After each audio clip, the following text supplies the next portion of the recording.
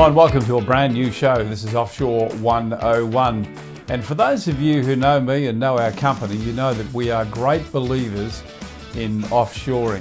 We've got a fantastic team, one of whom is behind the camera right now. We've got a fantastic team based in the Philippines, 4 people. And the man behind that, who I've known for quite some time, is going to be the host ongoing on this show. Hopefully he's going to make me redundant. Stephen Atcheler. G'day Stephen, how you doing? I'm doing really well, Kevin. Good man, nice to see you there, nice backdrop too. But anyway mate, welcome to the show. And let's talk a little bit about you and also talk a little bit about the show. And hopefully we can dig into a little bit of information about outsourcing. But firstly, tell me a little bit about Stephen Atcheler. So, Stephen Atcheler is currently living over in the Philippines, been here about 3 years, but if we backtrack all the way to how I actually got here. So real estate is what got me into the Philippines, and obviously the offshoring with real estate. How I got into real estate, back in the day I used to be a personal trainer. I wasn't very good at school, so I followed basically the advice of mum and dad. Look, you like gym, go and do the gym. So I did that.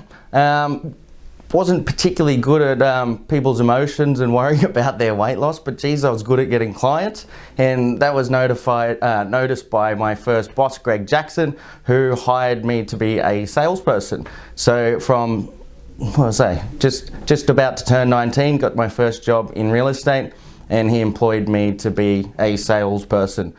Mate, what was, just talking about that, and I think it's fantastic that you've got that real estate experience, because you know, with the thing I've found with outsourcing is that when you're dealing with someone who understands real estate, it makes it so much easier. We'll talk about more about that later in this series. But can you tell me about your first sale? Because there's always an interesting story, there is with me, about the first sale. What was yours like? Well, funny you say that.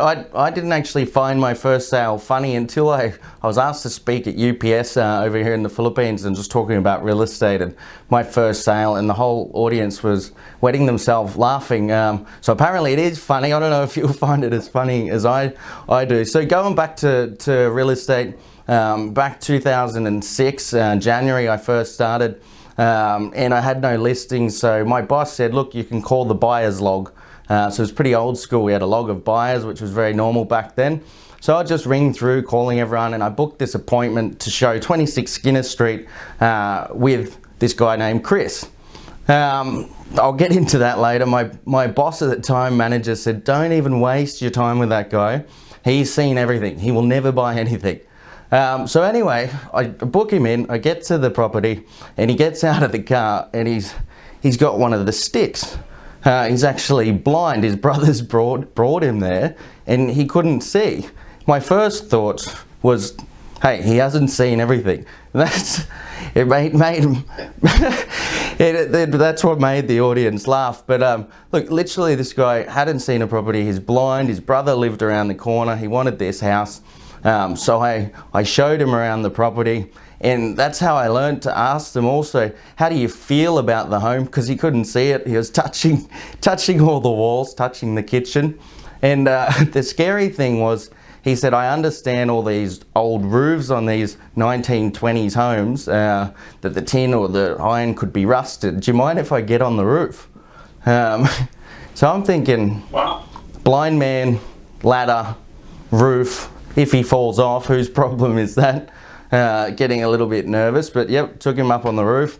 He felt every single bolt and stud and whatnot to make sure it wasn't rusted.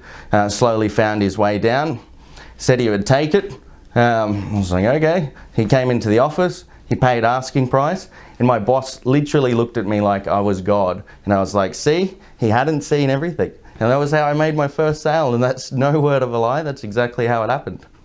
Yeah, and the reason I was delighted for you to tell that story is because there is an interesting story behind every sale. But I think the bottom line there is that new people to anything don't know what they don't know. I remember my first sale, and it'll only be 30 seconds, but it was actually a property that had been on the market for quite some time, a couple of years. And when it was sold, I didn't know it had been on the market that long. And the reaction from the team was, how the hell did you sell that? It's been on the market for so long. And I think it's fantastic, isn't it? That enthusiasm that a new agent can bring. And I think that's why consumers should never be afraid of using a new agent. They may not be up on all the skills of the seasoned agents, but they bring a level of enthusiasm and they don't know what they don't know. And I think that's a great lesson. Anyway, enough of that. Mate, let's move on. I want to talk about this show. Why have we created this show? And just to lead into that, could I just say that I've had many experiences with offshore staff. Some have been very good, some have been very, very poor, but I can tell you all the poor ones I've had are really my fault because I wasn't prepared. And that's the one thing that I think we need to achieve with this show, Stephen, is that we need to make people prepared for offshoring. If you're going to employ people in the Philippines or wherever, you've got to make sure that you have the responsibility for properly training them. And I think that's probably an appropriate introduction, Stephen. 100%. It's going to be an educational show, but the things I picked up because I started offshoring in my real estate business, I learned to be extremely systemized, and I had to go and learn these things to actually start offshoring. And that's probably one of the things as real estate business owners, like a lot of us are school dropouts, or we didn't go to university. We're just people that get in there, we love sales, or we love property management, and then as a result of that, the logical business to start is a real estate business. But we don't have any actual business systems training and know how to scale and onboard staff. So like some of these things, even hiring locally can be very new to us. So yeah, I want to go from the basics and then go to the next level where we can create some serious automation and get the business streamlined and running on a global sort of scale with some high talented low cost staff on the other side of the world. So the guys in office can just be smashing it out, producing day to day. Well, I just want to make another point about that too, and this is another lesson I learned because someone said to me when I first started outsourcing, have you got your systems in place? Yeah, of course I have, no problems.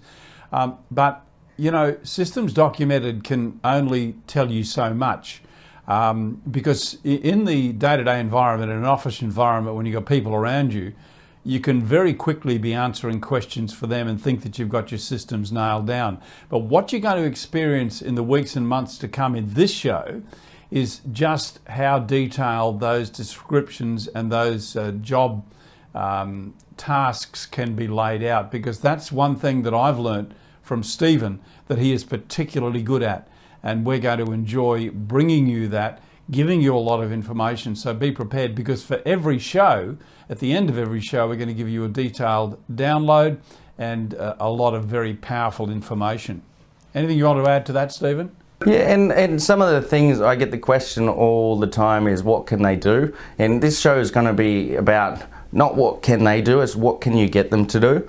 Like I have some really sophisticated stuff going on that it's hard for anyone in any country to do this, but I went and took the time to learn it myself so I could train it to someone else and get rid of that task. So it's not just about low value tasks. I want to show everyone how you can turn an offshore staff member into an extremely valuable part of the team, but not have that same price tag.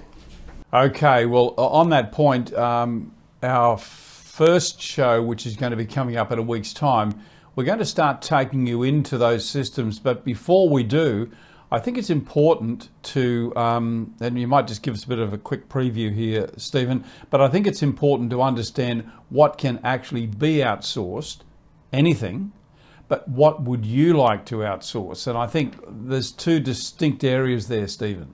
Yeah, totally. And there's, at this first stage, when you're new to it, we're going to talk about, hitting some of the low-hanging fruit while you're still learning how to present these tasks and how to identify which tasks to get rid of quickly and buy a little bit of time back so you can get your head above water and start planning the rest of them. So yeah, just how to get started and how to implement as quickly as possible and the best way to move that over here.